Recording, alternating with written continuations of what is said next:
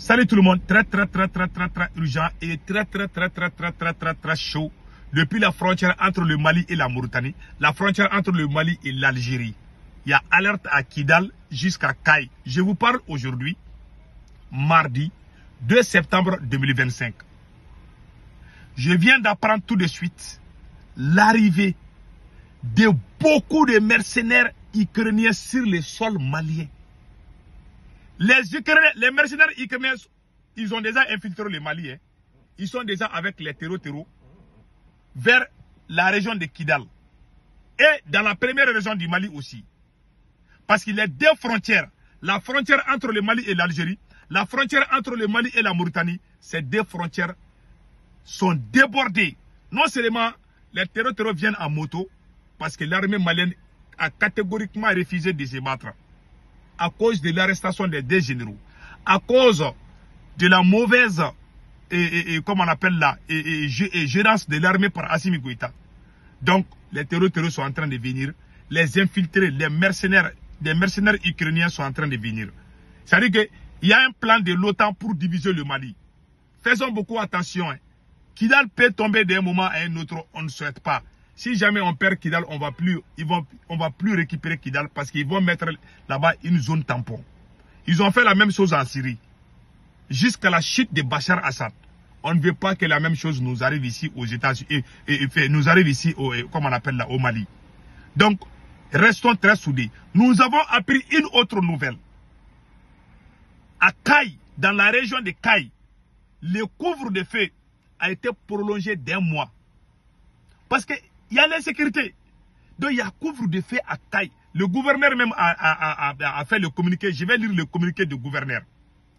Troisième mois, là où je vous parle, le groupe autodéfense des immigrants et alliés, Gatsia, est en état d'alerte.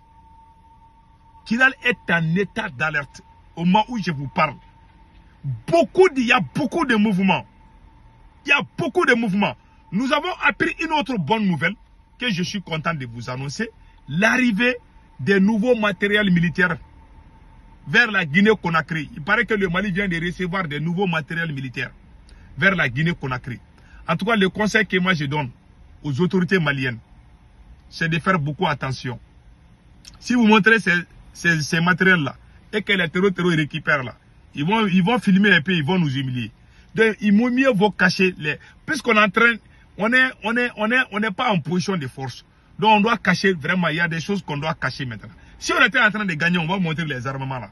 Si vous montrez vos armements là, et les jours qui vont attraper ça là, ils vont montrer ça à la télé. Et ça va démoraliser les troupes. Mieux vaut cacher les armes maintenant. Il y a 2 ans, on pouvait faire, mais aujourd'hui là, on est en train de tout perdre. Donc, on doit se cacher. Voilà. On vient aussi d'apprendre la localité de Diafarabé. Il y a le blocus total vers la région de Mopti. Il y a une localité qu'on appelle Diafarabé. Il y a eu des vidéos de certains citoyens qui vivent là-bas qui demandent l'aide des autorités de la transition. Donc, il y a toutes ces nouvelles qui sont là. La dernière nouvelle qu'on a prise, ça a rapport avec l'hospitalisation de Général Nema Sagara. Toujours, Général Nema Sagara est dans une situation critique. Elle est toujours hospitalisée. Elle a été torturée par le service de renseignement du Mali. C'est une femme. Elle est dans l'armée malienne il y a plus de 40 ans. Elle a été humiliée.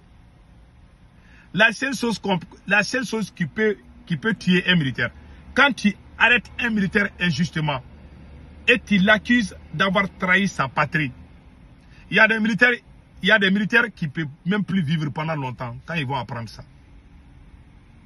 Coller les mensonges à un militaire, tu vas le rendre fou. Moi, j'ai vécu dans les familles militaires, j'ai des parents militaires, je sais ce que ça fait. Même le général ATT qui a été renversé. Il y a RFI et France 24 qui avaient dit que ATT était complice des terreaux en 2012. Il y a eu coup d'état contre lui. Il est tombé malade. il n'a pas vécu pendant longtemps. Il est décédé. Quand il ment contre un militaire, c'est pour cela, les militaires, ils sont différents de nous les civils. La formation qu'ils reçoivent là, les mensonges là, il y a des choses qu'on peut dire aux politiciens, ça peut pas. Mais quand ils disent ça à un militaire, ça ne peut pas passer. Ils savent ça entre eux-mêmes. Donc maintenant, voici le couvre-feu que nous allons lire qui s'est passé à Kayes. Donc au moment où je vous parle, communiqué portant reconduction de couvre-feu par décision du gouverneur de Kayes, de la région de Kayes, le général de brigade Moussa Soumari est reconduit au regard de la situation sécuritaire. Le couvre-feu, objet de la décision numéro 0054 du 1er juillet 2025 pour une période de 30 jours allant jusqu'au dimanche 31 août. Au mardi 30 septembre à 0h, de 0h à 5h du matin. Donc, tout individu qui se promène entre 0h et 5h du matin, les policiers peuvent t'arrêter à Kayes, dans la région de Kayes. Parce qu'il y a trop de mouvements de terreau. Il y a beaucoup de renforts qui sont venus, je vous dis. Au moment où je vous parle, il y a beaucoup de terreau. Et puis aujourd'hui, les terreau, la façon dont nous on travaille avec le Russe là, les terreau aussi travaillent avec les Ukrainiens. Ouais, comment ils arrivent à faire les plans d'attaque là. C'est la carte. Ce sont les instructeurs, les mercenaires ukrainiens qui ont infiltré le Mali. De la première région, les deux frontières là, il faut bien surveiller. La frontière entre le Mali et la Mauritanie, la frontière entre le Mali et l'Algérie. Les deux frontières, il faut les surveiller. Je vous jure, ils sont en train d'infiltrer. En 2012, c'est comme ça que le Mali a perdu les 3 grandes régions. La technique des terreau, ils infiltrent d'abord la ville. Ils vont envoyer des espions dans la ville, se cacher avec des armes. Maintenant, quand ils vont mettre l'assaut, vous allez voir les coups de feu qui se déroulent à l'intérieur de la ville. Et il y a d'autres qui viennent attaquer à l'extérieur de la ville. Donc ça fait la confusion, ça crée la confusion, la peur, la terreur, dont les gens ont peur même. Les gens se posent la question, mais qu'est-ce qui se passe? Voilà ce qui a été planifié. Donc ils sont partout. Donc on dit aux gens vigilance. Parce que depuis que ce problème a commencé, moi ce qui me fait mal, on a tellement travaillé. Les Maliens ont payé les taxes, les Maliens ont contribué pour que cette guerre soit finie le plus vite possible. Je me pose la question, est-ce que la fin de la guerre arrange Assimi Goïta? Le jeu qu'Assimi Goïta fait là, on dirait qu'il ne veut pas que la guerre la finisse. Souvent, on se pose la question. Puisqu'il empêche, c'est là même qui peut bien travailler, il les empêche de travailler. Et aujourd'hui, on est en train de reculer.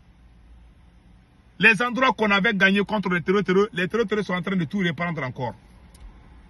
Nos milliards sont partis en fumée. Même les nouveaux matériels qu'on a réussi comme ça là, si on ne fait pas attention, les terreaux vont récupérer. Tant qu'Assimi, c'est Assimi qui est aux commandes là, ça va être très difficile. Donc, le conseil que moi je donne aux militaires maliens, il y a beaucoup d'infiltration au Mali aujourd'hui. Les Ukrainiens sont là, l'OTAN est là. L'objectif est très simple, ils veulent faire le Mali comme la Syrie. Donner le poids au terreau pour contrôler les ressources. Voilà, c'est tout. Si jamais les terreaux arrivent à prendre les grandes régions là, ils vont commencer à travailler avec les Blancs. Ils vont dire que non, ils vont même changer les noms des terreaux, ils vont dire que ce sont les rebelles. C'est eux qui choisissent qui est qui n'est pas qui. Et c'est dommage. Que Dieu bénisse l'Afrique. Voilà tout ce que j'avais à dire aujourd'hui.